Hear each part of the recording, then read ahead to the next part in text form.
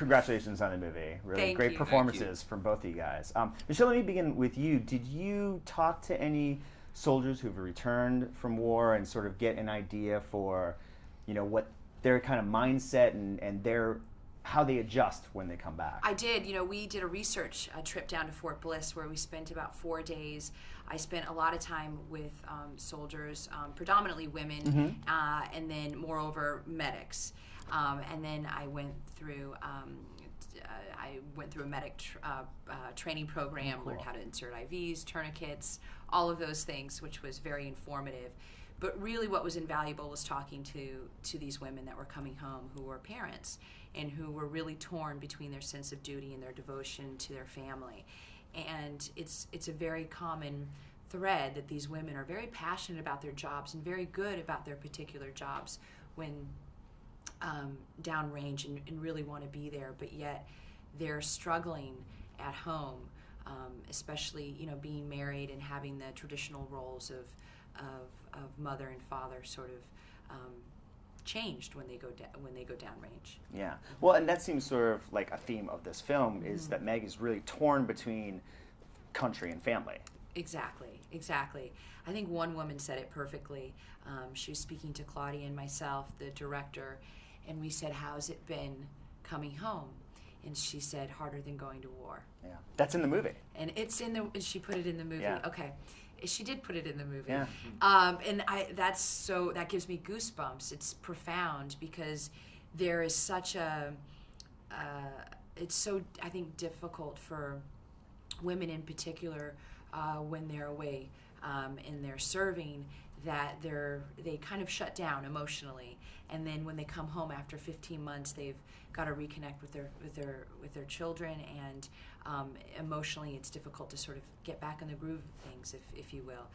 It can be said for men as well, but the maternal factor. Right. We're just shut down all the time, so it kind of that's not true. Turn it on. Well, Ron, your character, and I really enjoyed your performance, and it's Thank a you, difficult performance, it seems to me, because it's a role that could easily have been villainized in a lesser piece.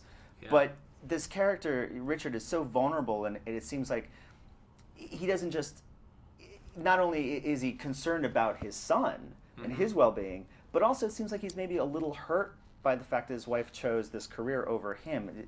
Do I have that right? Is that kind of where you're going with it? Yeah, I think there's an interesting comparison in the movie that goes sort of beyond the plot, between Michelle, who's kind of this fully realized woman who's, living out a life and has a calling, and Emmanuel, who is sort of what we're all sort of raised to think a woman is supposed to be, who's just there and supportive and happy and pliant and takes care of everything and puts up with your shit, And I think there is a little thing of, why can't you just be that? Why can't you be that 1950s wife that I was, Right. taught to expect?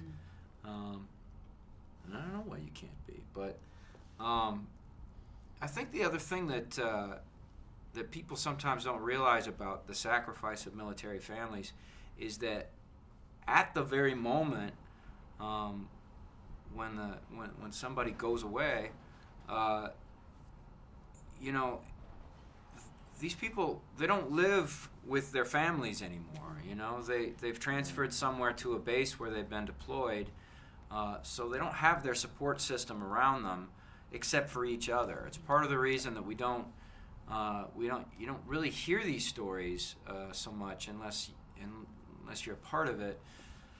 They're very dependent on each other. Yeah, they don't have that connection anymore with maybe their family or their sisters or their mothers or whatever. It's really just them.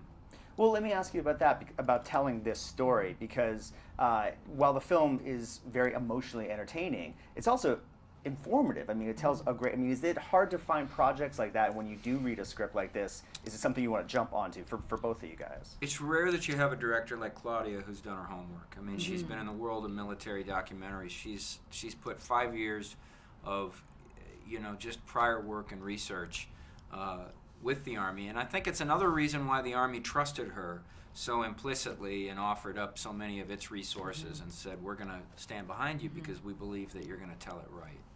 That's exactly right. I sat down with Claudia, and from the moment I sat down with her, I think I was 10 minutes into the conversation with her, and I knew I was going to do this movie with her because she was so passionate about it, and it was really her goal to have this story told truly from an authentic point of view, from a soldier's point of view.